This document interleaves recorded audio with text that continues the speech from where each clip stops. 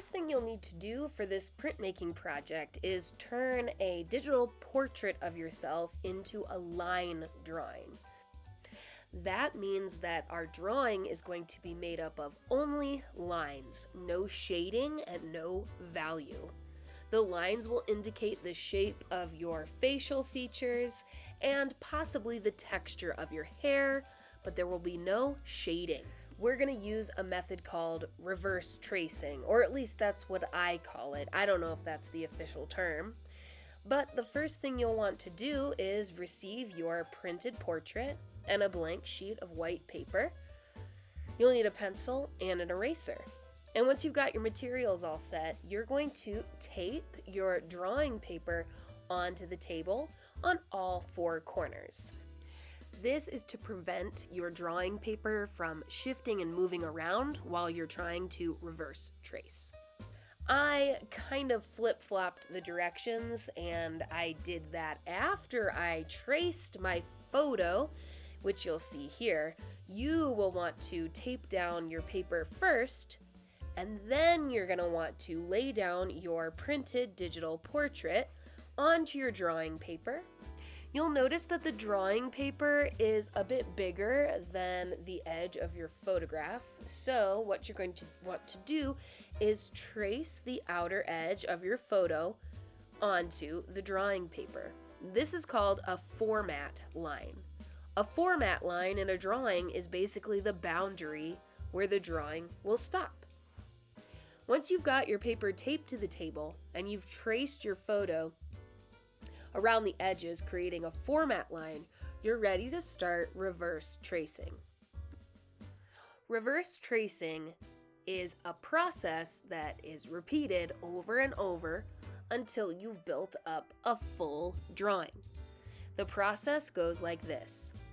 Lay down your portrait, fitting right inside your format line on your drawing paper. Make sure to match up those corners and edges every time you repeat this step. Then you will hover your pencil over a line that you see in your portrait. It could be your chin. It could be where your hairline starts. It could be where the corner of your eye is. Wherever you choose in your portrait, you'll hover your pencil right over that spot. And you'll do something I call a little ghost drawing.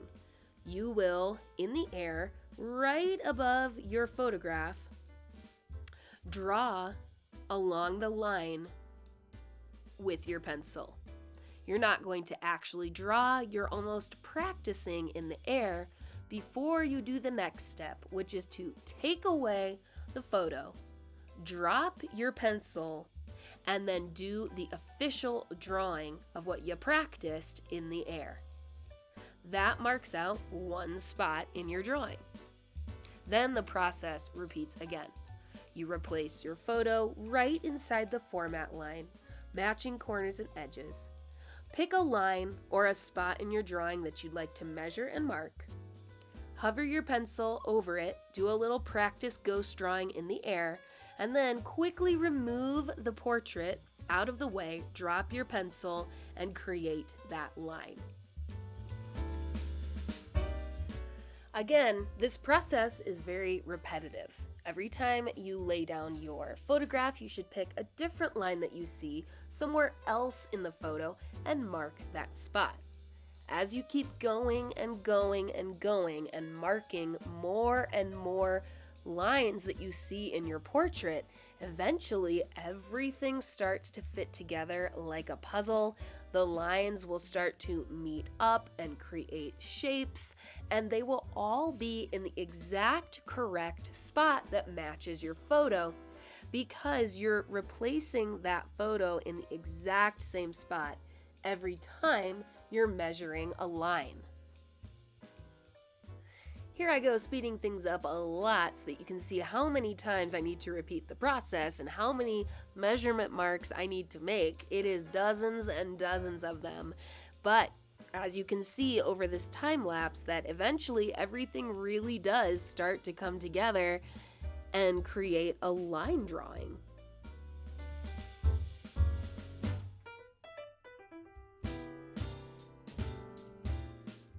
Now, you might struggle a bit when you get to your nose and when you get to your hair, so let's talk a little bit about those two parts of your portrait, starting with the nose. So noses are really tough to draw in general, even when you're not reverse tracing, because they stick straight out of your face, and if you do it wrong, your nose might end up look like a Mr. Potato Head nose.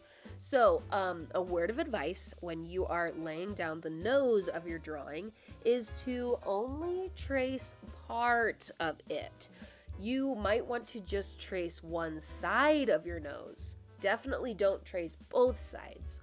Or, like I just did partially traced the upper bridge of my nose by my eyes and my nostrils down at the bottom. I did not connect the top of my nose to the bottom because, again, that would look like a shape that appears like a removable nose like Mr. Potato Head, a nose that is completely separate from the rest of my face. And we all know that's not how noses work. They kind of form into the rest of your face seamlessly. So that's my tip, is to only trace part of your nose strategically. Now, moving on to the hair.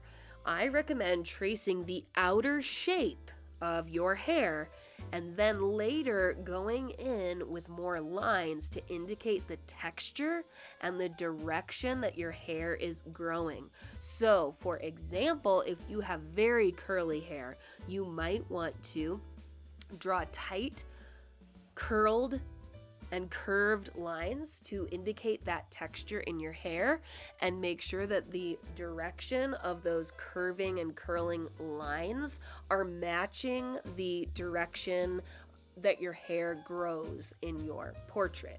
For me, I have big waves in my hair for this portrait, and so I didn't draw every single hair in the picture.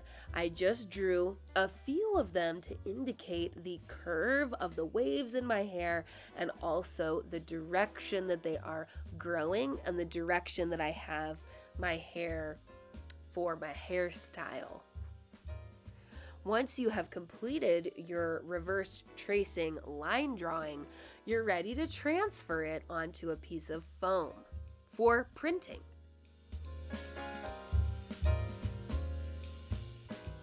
Hopefully you didn't get too attached to your line drawing, because it is going to take some damage with this next step. Really, our goal with a line drawing was to be able to create a printing plate for a printmaking project. We're going to take this line drawing and carve it or imprint it into a piece of foam that we can then ink up and press onto paper to make multiple self-portrait prints. So without further ado, the first step is to attach your drawing onto a piece of foam using tape on all four corners. This is so that as you're transferring your line drawing onto the foam, it doesn't slip and slide around. Once your drawing is secured to the foam, it's time to use a ballpoint pen to impress the line drawing through the paper and onto the foam. First, gently trace over a line. Then, once you're confident that you've got the direction of the line, you're going to go back and forth over that line, pressing a bit harder for each pass. You'll notice that as you press harder and harder with each pass, the paper may tear. So make sure that you're moving around your line drawing so that no pieces of the drawing get fully carved out and fall out. So, for example, I started to push down and trace the side of my face, and now I'm going to stop working there and I'm going to move to a completely different part of the drawing, like maybe up at my hairline. It helps to use a brightly colored ballpoint pen so that you can keep track of where you've been. However, any type of ballpoint pen works, and in fact, even if the ballpoint pen isn't releasing ink, you're still using the end of that pen to press the lines into the foam, so it's still technically doing what it's supposed to be doing. every so often you might want to check your progress by peeling up one corner of the tape to peek underneath and see what's going on, making sure that you're pressing hard enough with the pen that there are actually impressions being made on the foam. Finished tracing your entire drawing, take it off of the foam and go over the drawing on the foam one more time at least, making sure that everything is deeply imprinted onto your foam printing plate.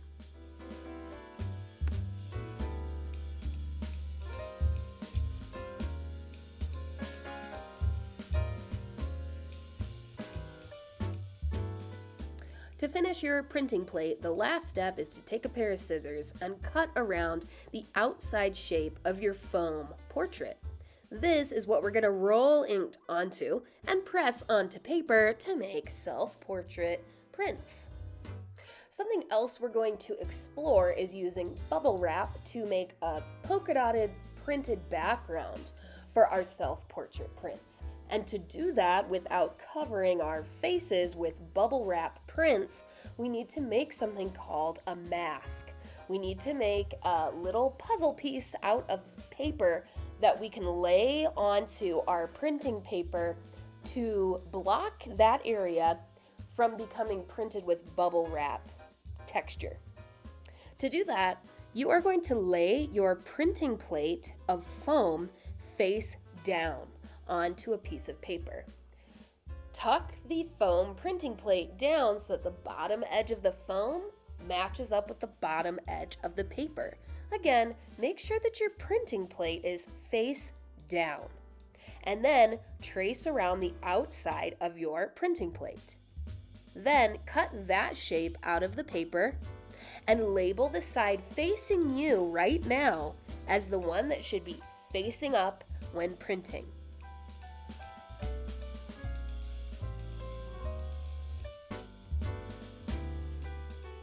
Then flip it over to the other side and label that side with "Do not use" or something similar.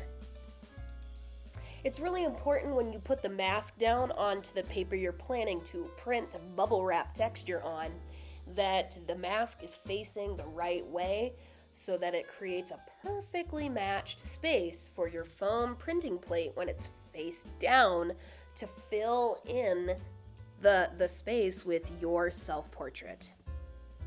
Now that you've got your foam printing plate created and a paper mask created as well, it's finally time to start printmaking. Cleanliness, accuracy, and avoidance of contamination is key during the printing process. Keep a stack of large scrap paper nearby to cover the table as you work. You should be getting fresh, clean scrap paper every time you make a new print. Please recycle these scrap papers at the end of each class. The black rolling tool is called a brayer, and the surface that you'll be putting the ink on is called an inking tray. To get started, load up the inking tray with one color of ink. For now, just one color. By scooping up a little bit of ink onto a palette knife and smearing it onto your inking tray. Your inking tray may be a styrofoam plate, a plastic paper stand, or actual metal inking trays, depending on availability and what's going on in the other classes. The blob of ink that you put on the inking tray should be about the size of a melted gumball.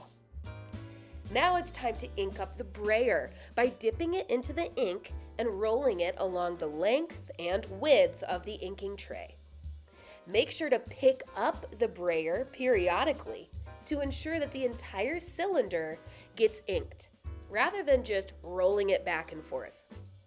Make sure to pick up and move the brayer side to side as well for the same reason. You don't just want ink to build up in the center, you want the entire cylinder to be covered. An even inking of the brayer makes for an even print.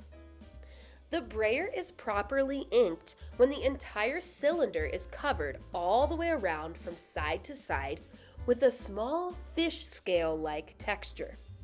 If you see that you have a spiky alligator skin texture, that means you have a bit too much ink and you should roll some off onto a scrap paper. Now, one important thing to note is that once a brayer and an inking tray has ink on it or in it, that is the color it's going to be for the rest of studio time for that day. Every student at each table is going to ink up brayers and inking trays in different colors so that the table has a variety to choose from. You will have to share at times, or maybe even move to another table to find the color that you need. Now you're ready to ink up your bubble wrap. First, get a scrap piece of paper and lay it down onto the table. Then, roll the brayer across the bubble wrap. You'll notice that some of the bubbles won't ink up because they popped, but that's the joy of using recycled bubble wrap, y'all. Once it's ready, get a new scrap of paper and lay it down on the table. Next comes your printing paper. Make sure to choose a color of paper that contrasts nicely with the ink that you are using. You should avoid red or pink and green combinations, as well as blue and orange combinations. Also yellow and purple, because these colors are opposite on the color wheel and they dull each other when they combine. Once you've chosen a proper paper color and ink color combo, make sure that you write your name on the back of your paper. It's very important in printmaking to write your name on the back of all your papers that you make because you're going to be printing a lot of them. Now, lay your mask face up with the bottom edge of the mask matching the bottom edge of the paper. This will protect the part of the paper where your portrait will go from being bubble wrap printed. Next, lay down the bubble wrap. Try to lay the bubble wrap in a strategic spot where the most unpopped bubbles will print onto the background and not the mask. Last comes another piece of scrap paper on top to protect your hands from getting inky. Press and rub the bubble wrap onto the printing paper, making sure to press all the way around the piece. Lift it up to see the results. If there are big blank areas where no bubbles were printed, ink up the bubble wrap again and replace it to try to fill in those gaps. I appreciate you using recycled plastic wrap because instead of going into a landfill, it's being used for artistic purposes. Although it has its downfalls to using brand new bubble wrap, I totally think it's worth it. Once you're done with the bubble wrap, double check to see if anybody else is working in the same color and is ready to print with it. And if not, sadly, you do have to throw it away at this point. But hey, at least we used it one more time before we threw it in the trash. Now it's finally time to fill in the space left behind by the mask with your portrait. So, lay down a piece of scrap paper and then your foam printing plate on top. Ink up a brayer with your desired color and then apply the ink to the foam. Make sure that you can see a consistent layer of ink on the foam with no lighter areas and no darker areas. It's really helpful to hold down one small corner of the foam as you roll over it to keep it in place because it really wants to stick to the brayer. Once the printing plate is inked, pick up your bubble printed background. Lay the printing foam face down right inside the space left by the mask. This is where we'll be looking for accuracy. Place a scrap paper on top to protect your hands from the ink and press and rub thoroughly. Now it's time to reveal your print.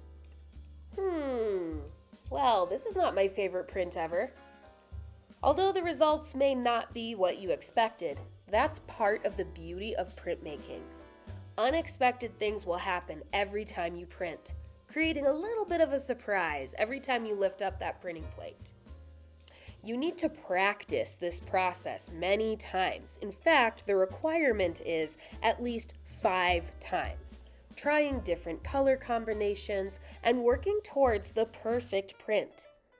You may see that you need to deepen the lines in your foam plate, or you might realize that you need to use more or less ink next time. To make new prints in different colors, you're going to want to take your foam printing plate over to the sink. Use warm water and soap to scrub off the ink with your hands. It does actually come right off. After you wash it, you will need to dry it thoroughly before it's inked up again and used for more prints. This type of ink dries rather quickly, and so you should be able to pretty quickly reuse your mask multiple times. But if your mask is just too messed up, you know how to make another one. Just grab a piece of paper, face plant your foam plate, trace it, cut it out, and label the side facing you with face up and the other side with do not use. The rest of this video segment simply shows me making 2 more prints. Each time kind of gets better and better, and I think you'll notice that too as you continue to practice printmaking.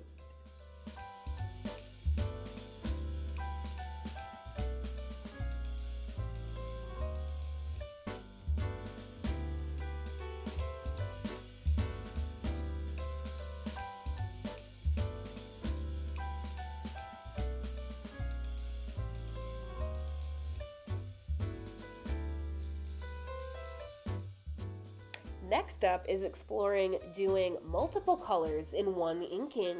Some people call it a rainbow roll. Other people call it a blend roll. In order to have enough space for your rainbow roll or your blend roll, you're going to have to make sure that you're either using a plastic paper stand like you see in this video in front of you, or a metal inking tray. The styrofoam trays aren't quite wide enough to get both colors to blend. There's not enough workspace on the foam plates to make a rainbow roll happen. So once you've got your tools ready to go, you need to pick 2 colors to combine together. Remember, you want to avoid color combinations of opposite colors on the color wheel, like red or pink and green. Those should not mix. They won't make a pretty rainbow roll. They'll make a brown in the center. You also want to avoid blue and orange, and finally you want to avoid yellow and purple. I chose pink and blue, and those will blend together into a lovely purple in between. You want to take a palette knife and put both of these colors side by side at the bottom of your inking tray. You want the total amount of ink between the 2 colors to again be about the size of a melted gumball. Then, once you have the colors applied to the inking tray side by side at the bottom, it's time to roll them up onto your brayer.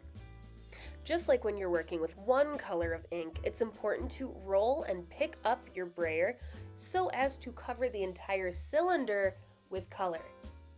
And once you have picked up that ink and rolled it all around the cylinder of the brayer, it's time to move a little bit to the left and a little bit to the right, and a little bit to the left and a little bit to the right. And once you do that enough, you'll see that in between the 2 colors, they will start to mix together and perfectly blend from one color to the next. It is so satisfying. As always, it's really important to have the proper amount of ink loaded onto your brayer. Again, you want to see little texture dots that look almost like fish scale textures, but if you're seeing a tree bark or alligator skin texture, you've got a bit too much ink and you should roll off onto a scrap paper. Next, it's time to apply the ink from the brayer onto our printing plate. And the challenge with this particular project is that our portraits are much wider than the width of our brayer. Typically, the best case scenario is that you have a brayer that matches the width of your printing block, but in this case, we don't have that. My shoulders in the base of my portrait are much wider than my little brayer, and so I do have to kind of intuitively apply this ink so that you can still see the blend from blue to purple to pink. That means I have to strategically place my brayer in order to keep those colors in the right spots. As you can see, I do need to pick up ink from my inking tray every once in a while, and I need to keep the blue side of the brayer on the right side, and then keep the pinks on the left side of the printing plate. Once I've done the best I can to ink up this printing plate as evenly as possible, I'm going to choose my printing paper, make sure that my portrait is fitting inside the mask, which doesn't exist in this example, making sure that the bottom edge of my portrait is matching the bottom edge of my paper, and then with a scrap paper on top, fully massaging that printing plate down against the paper to make as clean and even of a print as I can. Ooh, that looks pretty good, although as you can see at the top of my head and the base of my left shoulder is a bit light, so I'm just gonna try it again. That's the beauty of printmaking. It's a little bit risky, it's not always predictable, and the good part is you can just make adjustments and try it again.